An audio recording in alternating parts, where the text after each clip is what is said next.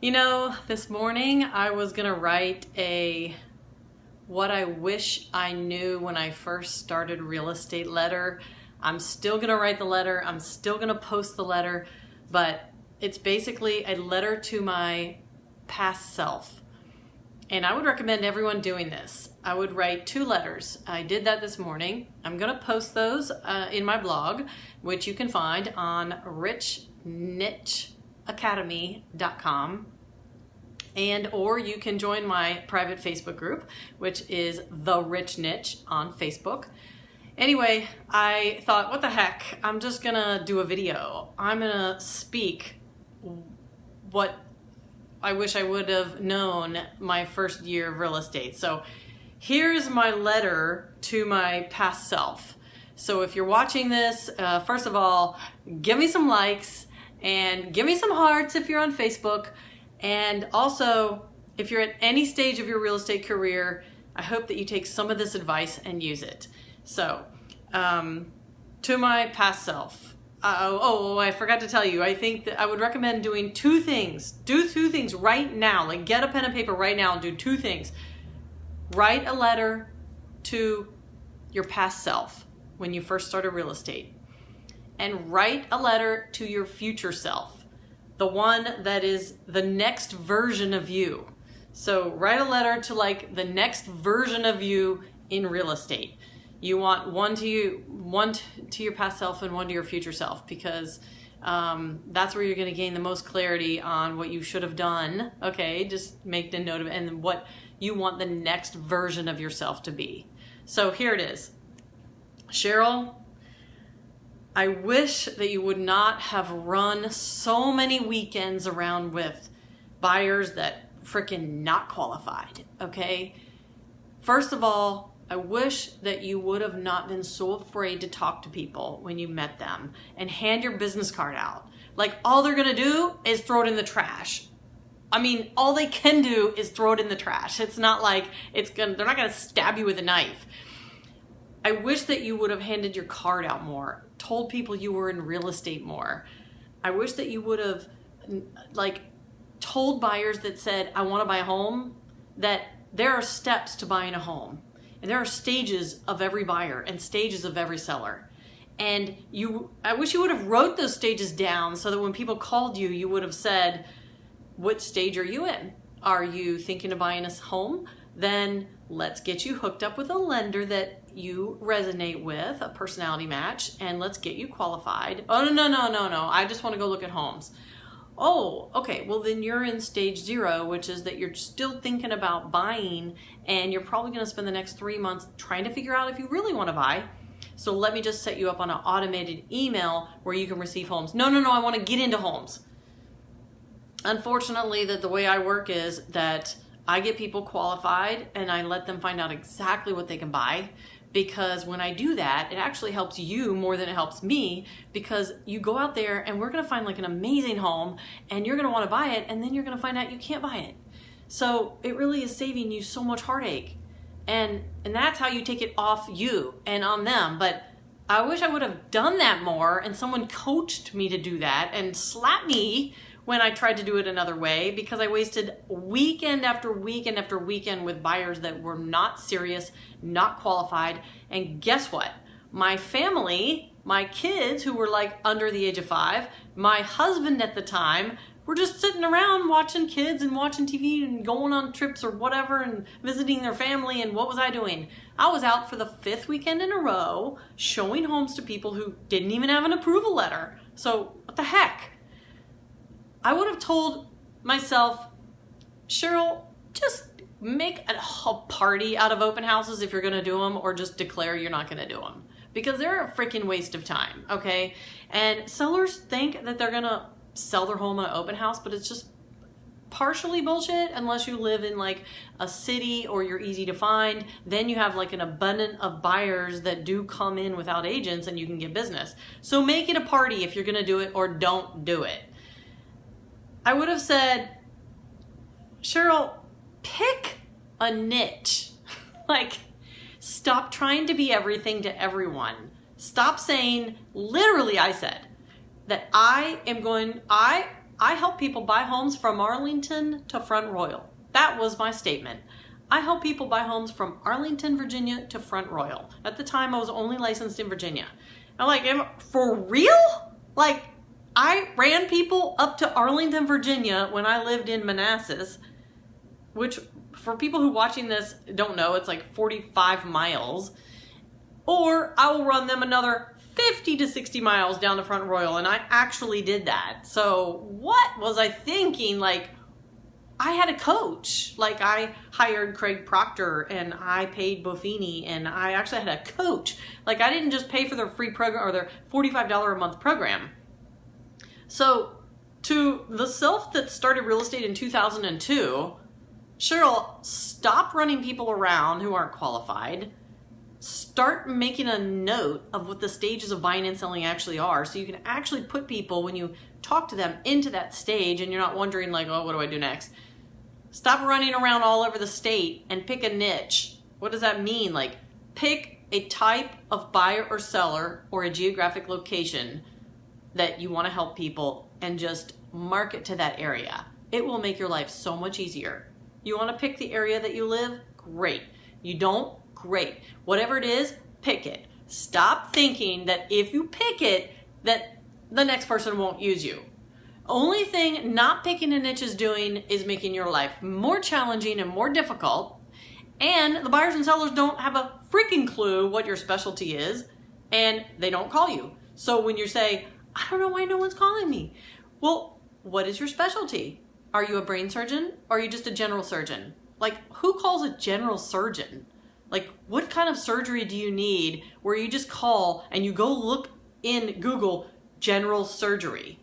I help everyone do surgeries. Like, do you want that person doing surgery on you? Do you want to be laying on the table and say, well, what's your specialty? Well, I just do pretty much everything. You know, as long as you need a surgery, I mean, I can cut you open. So it's like, the number one thing I would tell myself is to learn to say no to buyers and sellers when they're not, one, buyer qualified, two, sellers. I would say, Cheryl, when you do a market analysis and you know that the house isn't worth that, don't list the home. Like, don't list the home because you're afraid you'll never get another seller, and oh, but if I list the home high, then I'll have a high listing and then I'll be able to get other listings or maybe other buyers off that. No, you will end up with a listing that doesn't sell, a seller that is not happy, and basically business that you can't close, but you would have spent another 3 or 4 weekends away from your family doing open houses on that listing, probably getting no buyers because you're still afraid to hand out your card, and you basically didn't make a party out of it, so really no one found the house. You didn't put enough signs, enough balloons, you didn't have food, you never asked a title or lender to provide food because you kind of felt bad, like, how are they're not gonna pay for anything, I haven't given them any business. You ran a scared business until one day you ran out of money. So I would say to you, at year 3, get your shit together, pick a niche, and start telling buyers and sellers no when they're not qualified or trying to run you. And they will respect you more, they will use you more, and they will know exactly what your specialty is. And then they will refer people to you because they're like, oh, she handles farms, you need to call Cheryl. Oh, she handles only New Bristow Village, you should call her, she really knows everything about that community. Oh, she knows high-end listings in Clifton, you should call her because she sold the last home and it was like sold for like $1.2 million. Oh, she does homes on the water. Oh, you should call Cheryl because she only helps 55 and older, and she knows everything about people who, all their struggles and problems about what's happening at 55 and older. I mean, literally, if you have someone who's over 55, you really need to send them to Cheryl because she really knows her stuff. Oh, you need to refer people to her because she helps everyone in the military. Like, literally, even though she didn't have anyone in her family in the military, she seems to know every single thing we go through. Like, everything we feel, she knows it. And you can tell because, have you ever seen her blog? She basically posts all these questions and answers to things and struggles, and it's like she's talking to me. It's like she was a military brat and she wasn't. Like, this is what I would tell myself. Instead of 10 years of struggle. Okay, it wasn't quite 10 years of struggle. Basically, at year 8, I bought a brokerage and said to myself, I can do this better. I can help agents better. I can provide more leads to agents. I can do what I don't see other brokerages doing. I started a brokerage to help agents make more money because they were struggling and floundering and all this stuff, thinking that if I provided more leads and gave more direction and provided more training, that they would make more money.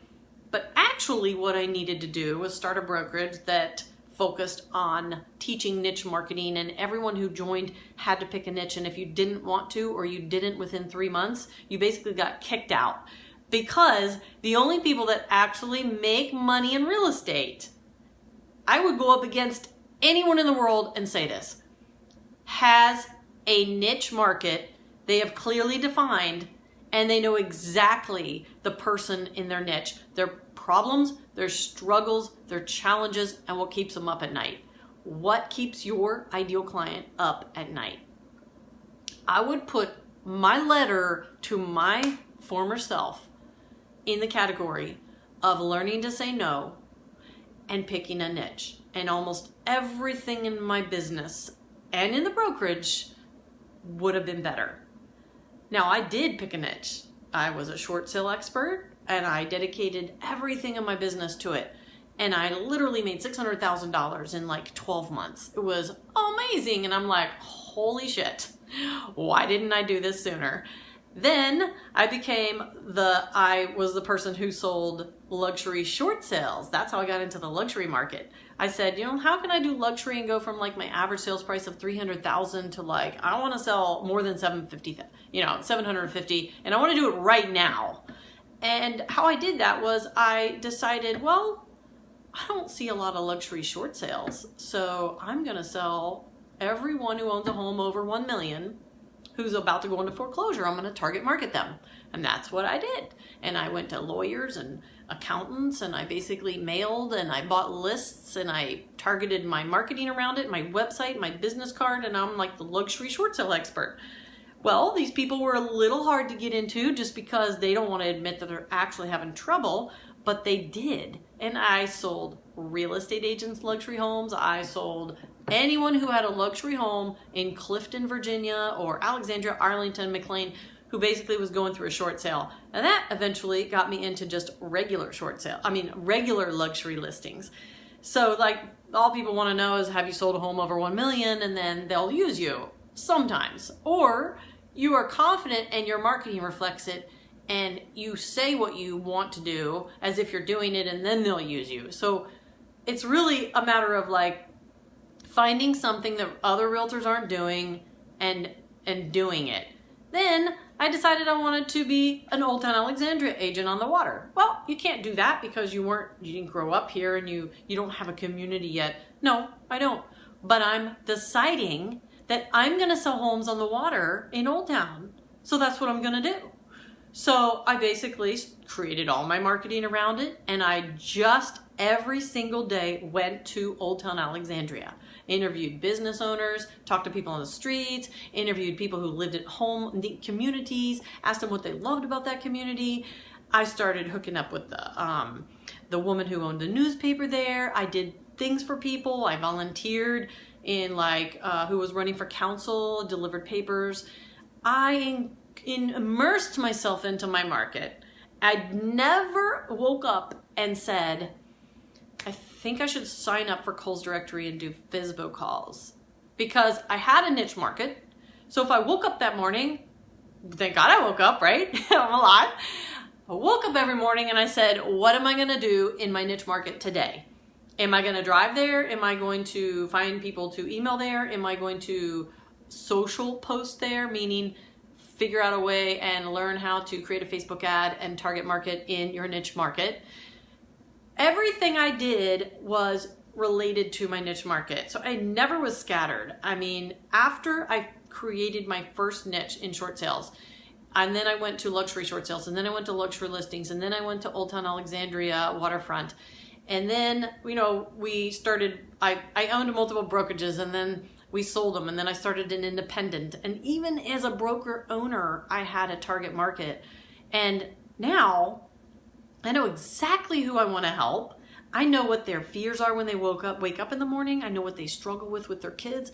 I know who I'm selling and buying. And you know what? That is exactly who I get. That is exactly who calls me. Everyone is willing to get approved. Everyone loves me at the end. Everyone practically gives me a gift at closing, and I don't bring one for them. I mean, not because I'm the gift. I mean, like, you get what you declare. So when you're walking around and you're saying, why am I not getting business in real estate? I would say to my former self and everyone in this position, start by identifying the stages of every buyer and every seller. Now, I'm going to have a check sheet, and I'm going to have a PDF download on my Facebook group of all this stuff, so you don't have to create it if you want it for free. Identify the stages of your buyer and your seller after you pick your market, after you pick your niche. So pick your niche, then identify the stages, and then figure out how they get from the first stage to the second stage, and the second to the third, and the third to the fourth. And basically every single person you meet, you're like, oh, what stage are you in? And then you know what to do. You never struggle. And what do you do every day? You go to your market. You serve your market. You post about your market. You find things your market doesn't know and that they can't find on Google, and you find it for them. And you post about it. And you meet their needs, and you serve them in a way that they've never been served before. That's what I would tell to my former real estate self, because that is what I've learned that makes you massive amounts of money. And my mission right now is to help real estate agents make massive money and work less and have less stress and have more time with their family and take more vacations. And I'm doing that.